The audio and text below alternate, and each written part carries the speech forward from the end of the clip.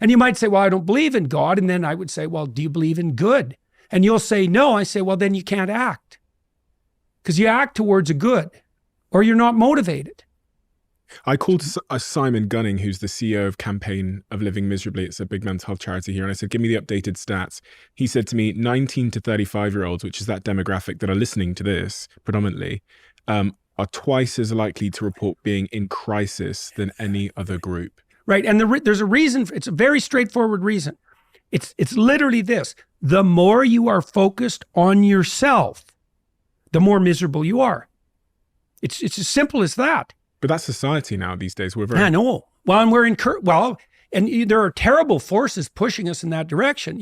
Like I could attribute this to the idiocies of a degenerate Protestant liberalism driven by postmodernism.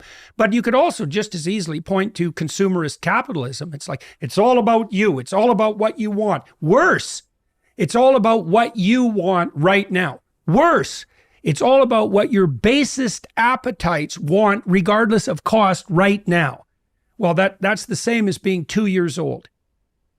There's nothing about that and why do you think that's you anyways? It's like, since when did what you are become what the most idiotic part of you, who cares nothing about anything else and any other people, wants right now? Why is that you? How about this though? So this is where I'm trying to make a distinction is responsibility is a good thing. But with responsibility, sometimes comes this idea that it's about me, my outcomes are about me, it's all about me, my success and failure are a consequence of me.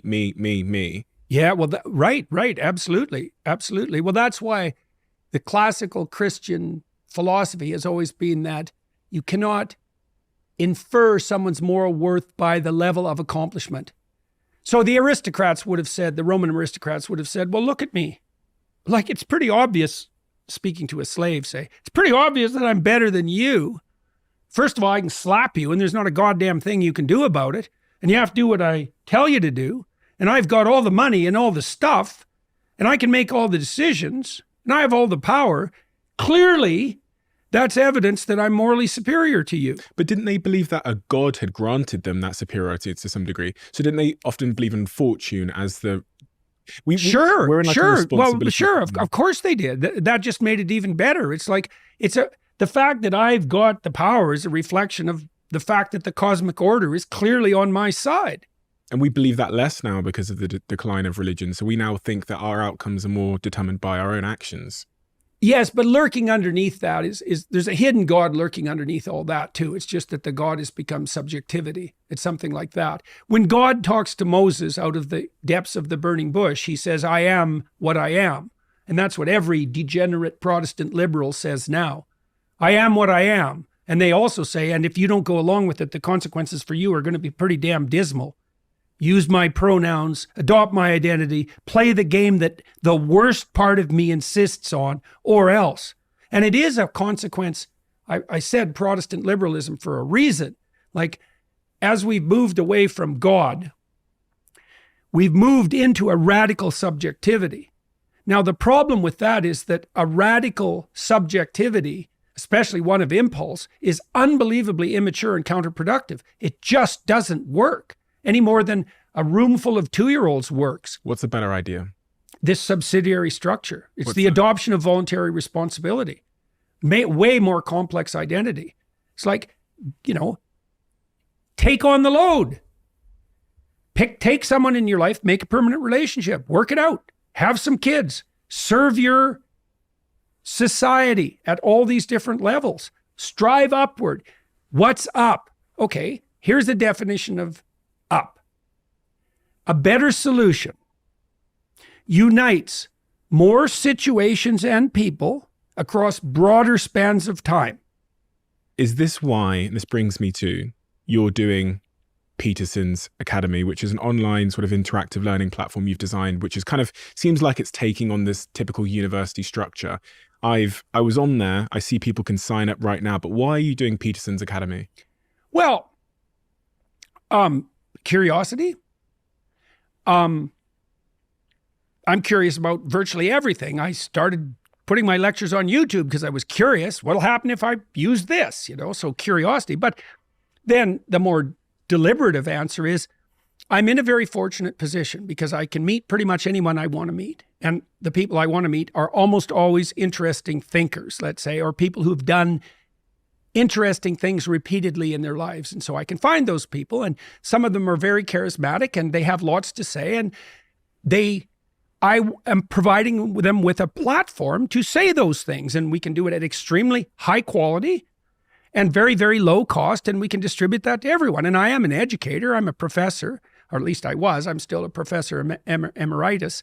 And it's time for what we've been doing in universities for all these centuries to be made available on a mass scale, because it can be done very well, and it can be done, and it's entertaining to do, and there's no reason not to do it. Okay, so that's all on the positive side. And then there's a sense of humor aspect to it too, because it became impossible for me to work in a university. And so I thought, fine, I'll go build my own university. Because I thought maybe there's something arrogant about this. When the university came after me, there was part of me that thought, you think I need you. It's like, I don't think so.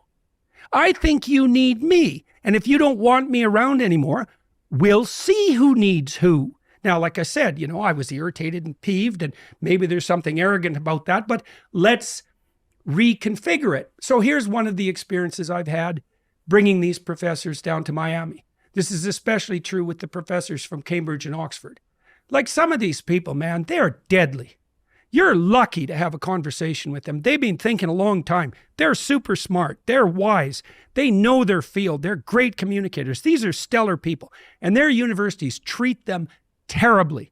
No respect. They let their students walk all over them. They pay them abysmally. They treat them as if they're pawns of the administration. It's sickening. And so I invite them down to Miami, and we make them a good financial offer, and we treat them like people we're very pleased to have there, and that we hope they'll come back. And they have a really good time, and they deliver. And we say, look, they say, well, what function do you want this course to serve? Because maybe they're worried that there's a political agenda or something like that. And our rule is, we picked you for a reason. You know what we're doing. You tell us how to get the hell out of your way so that we can enable you to teach the course you've always dreamed of teaching. We will provide you with the audience you've always wanted, which will be people, because they have a live audience, and the live audience members we select are selected because they want to come and listen, which is what you want for students. And so we want to have the dream experience for the professor. Come, talk about what you love to people who want to listen, plus we'll provide you with maybe enough financial security so you don't have to be concerned about your damn university anymore, which is also something I'm quite pleased about. Now, I don't know if we can deliver on that, but even the initial, we give them an advance, like with a book deal, and even the initial advance generally is a sizable sum. It depends to some degree on their following, right? Because we do some economic calibration, but I would love to be in a position where I could take like the best 1,000 lecturers in the world, bring them onto Peterson Academy, give them financial independence, because that would be really amusing, and then to bring what they have to say to everyone for almost no cost. You've taken a first principle approach to trying to build a new university, bringing the best professors together, giving them the freedom, making sure they're not censored in any way, giving them the audience and the remuneration and appreciation they deserve. When does this university, Peterson Academy, launch? Early 2024. We already have 30 courses recorded, something like that. I'll put the link to the university in the description below on this episode, but also you can just search Peterson's University online and it comes up the first thing. We usually have a closing tradition on this podcast where the last guest leaves a question for the next guest in the diary. But I wanted to ask you my own question, because it was quite pivotal to it was really informative, and the honesty you brought with it in our last conversation really changed my life in a number of ways. How?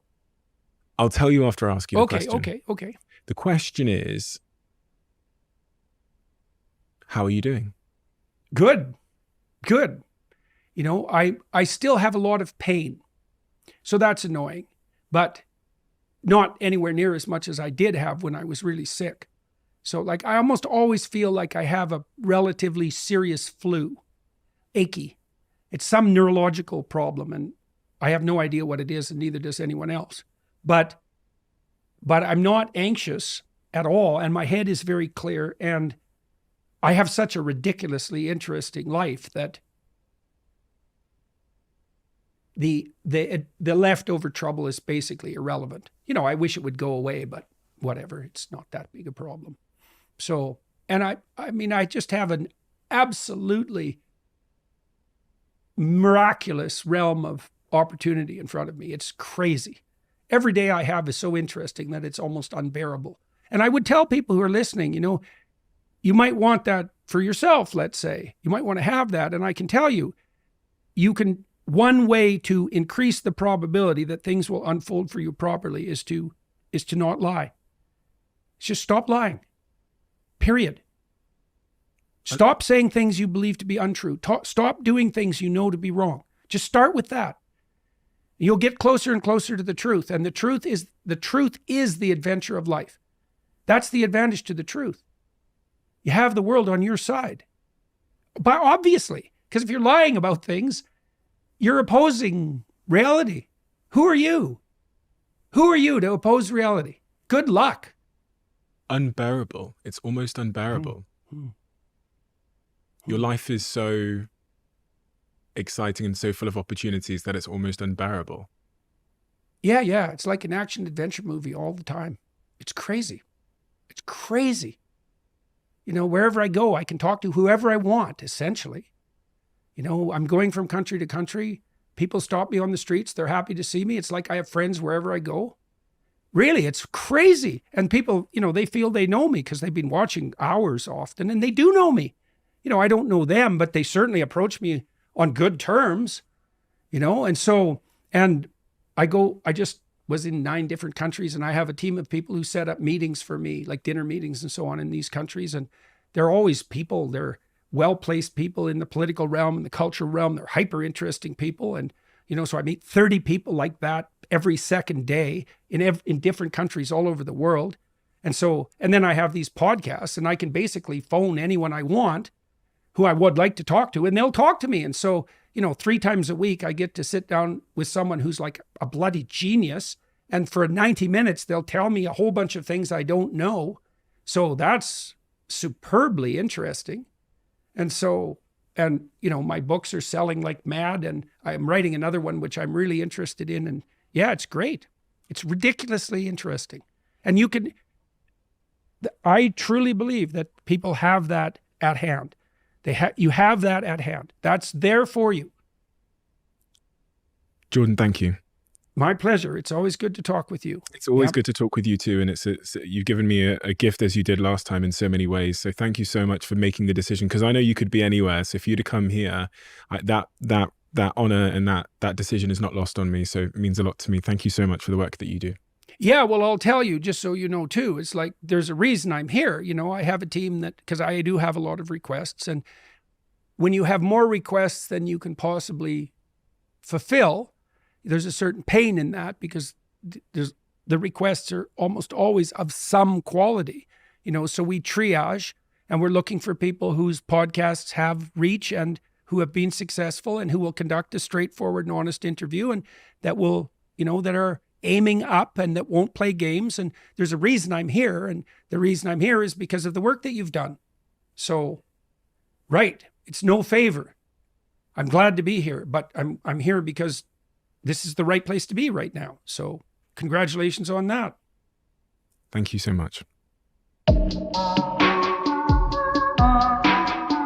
A quick word on Huel. As you know, they're a sponsor of this podcast, and I'm an investor in the company. It is finally here. 3 years of work from Huel to try and make a snack bar that is nutritionally complete. As of the recording of this episode, they finally released these bars that are high in protein, 27 vitamins and minerals, and just 2 grams of sugar.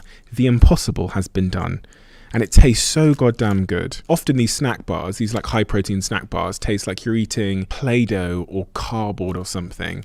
It's so hard to make one that is nutritionally complete and that tastes good.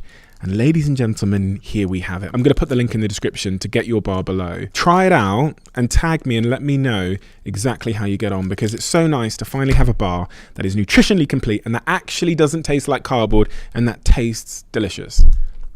The impossible has been accomplished.